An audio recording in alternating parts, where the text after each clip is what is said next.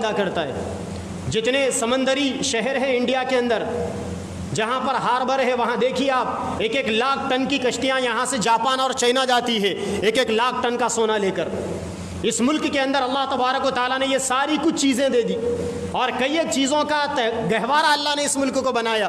مگر اس ملک کا ان ساری خوبیوں کے باوجود ہمارے اس ملک کا سب سے بڑا مسئلہ آزادی کے بعد سے لے کر اب تک یہی رہا کہ ہمارے اس ملک کو صحیح لیڈر نہیں ملا. جو لیڈر ہمارے اس ملک کو ناکامی کی پستیوں سے اٹھا کر کامیابی کی بلندیوں تک لے کر جاتا, ایسا لیڈر ہم کو نہیں ملا. ہم نے ترقی تو کی تعلیم کے میدان کے اندر, زراعت کے میدان کے اندر, سیاست کے میدان کے اندر, لیکن ہماری ترقی کا فیصد بہت کم رہا. جتنا ہم ترقی کر سکتے تھے آزادی کے ان 70-75 سالوں میں ہم نے اس تیزی کے ساتھ ترقی نہیں کی.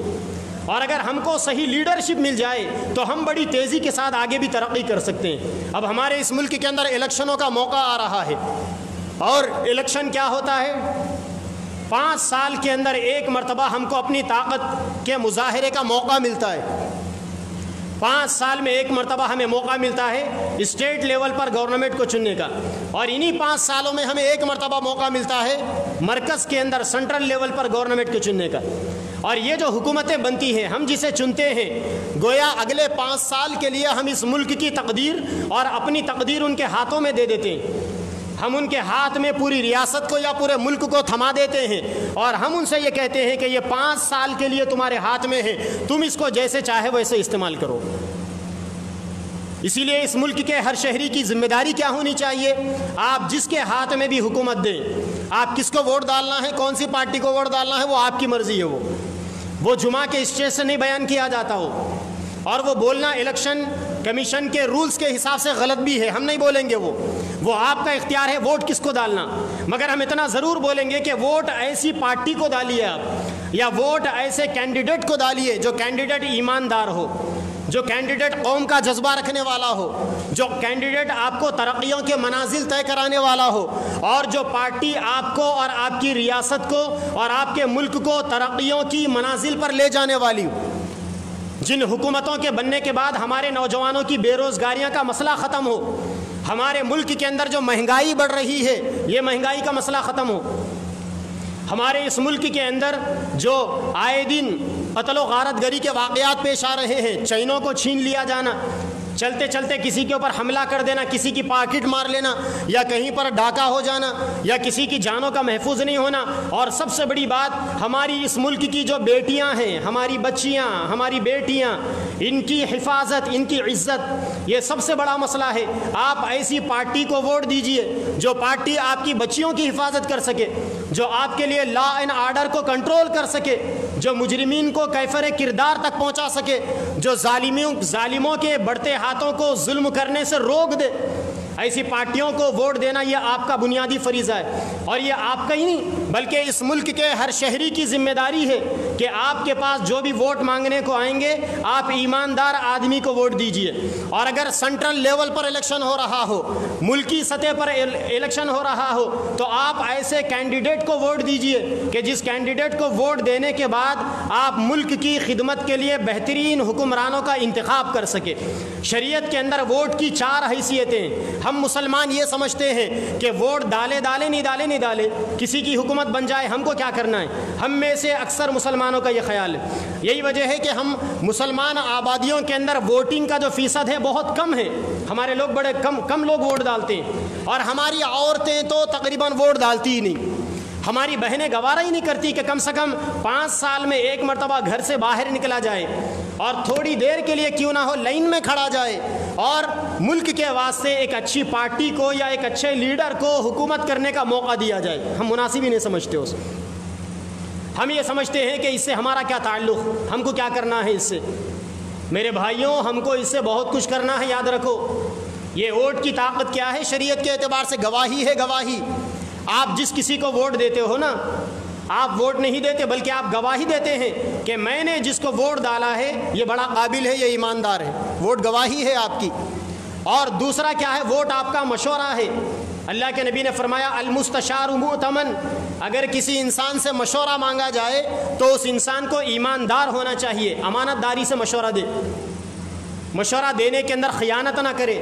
آپ جس کسی کو ووٹ دے رہے ہو آپ کا یہ ووٹ مشورے کی حیثیت رکھتا ہے، لہٰذا آپ کسی کو غلط مشورہ دینا حرام ہے اسلام میں، اور غلط آدمی کو ووٹ دینا بھی کیا ہو گیا؟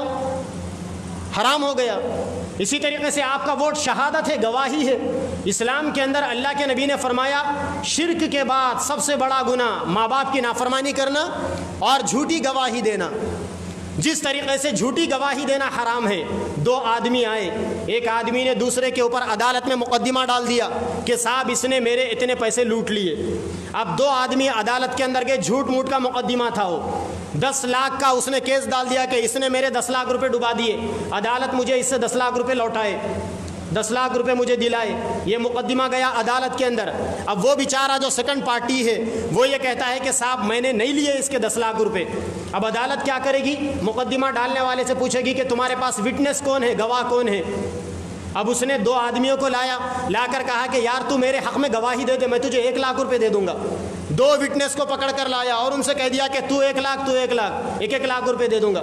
اب وہ آدمی تھا بے روزگار، اس نے یہ سوچا کہ بیٹھے جگہ جھوٹی تو گواہی دینا ہے، اس سے بڑھ کر کیا ہے، جھوٹی گواہی دے دوں گا، بیٹھے جگہ 1 لاکھ روپے مل جائیں گے. کب ملنے والے 1 لاکھ روپے؟ کتنی محنت کے بعد کمانے والے.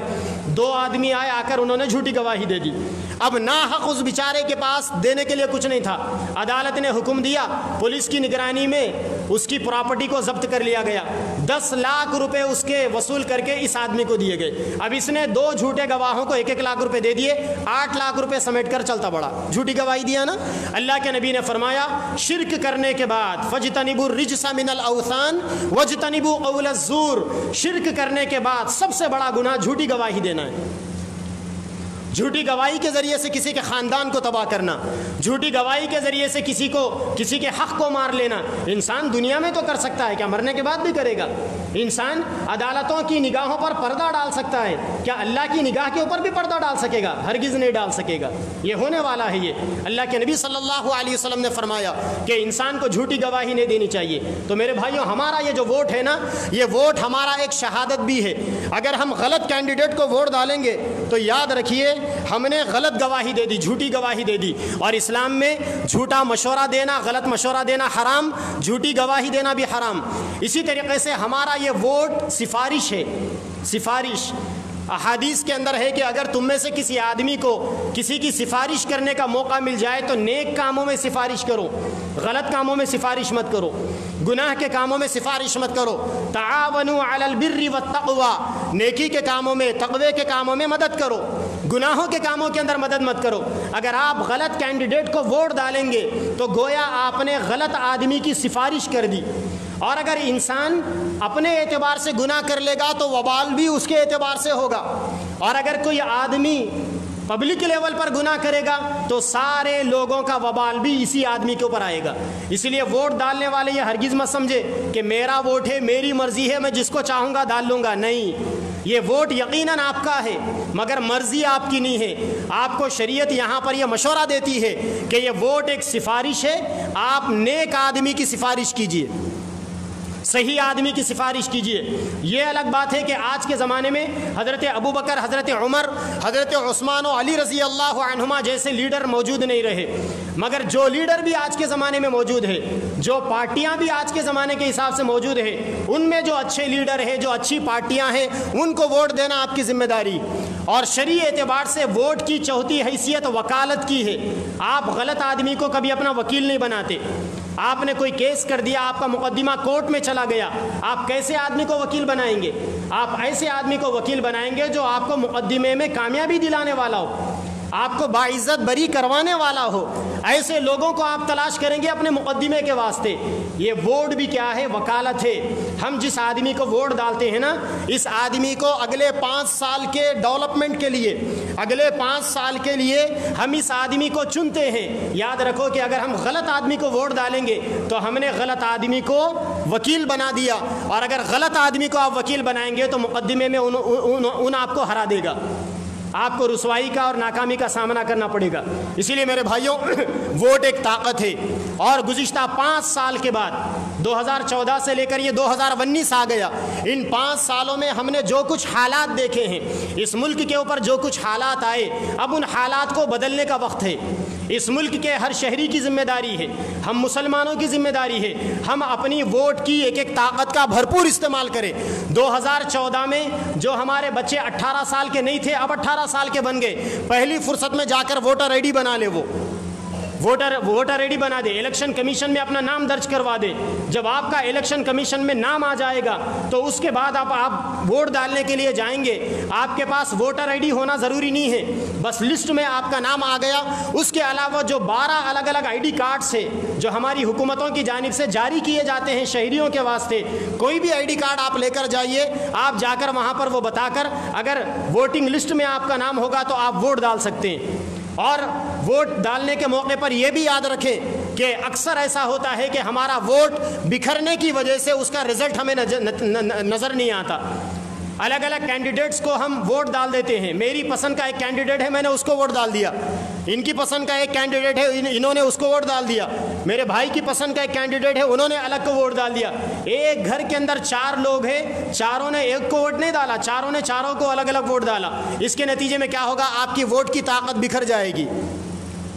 آپ اپنی ووٹ کی طاقت کو مضبوط کیجئے، مشورے کیجئے، اور ایسے لیڈر کو ووٹ ڈالیے کہ اگر آپ کا ووٹ اس کو جائے تو وہ کم از کم جیتنا اس کے حق میں بہتر ہو، آپ کا ووٹ اس کو جتا سکے۔ اگر آپ اپنے ووٹوں کو بکھر دیں گے، آپ نے دیکھا ہوگا ابھی ہمارے ریاست کا MLA کا الیکشن ہو۔ احب الوفاء بشتى الصور، احب الوفاء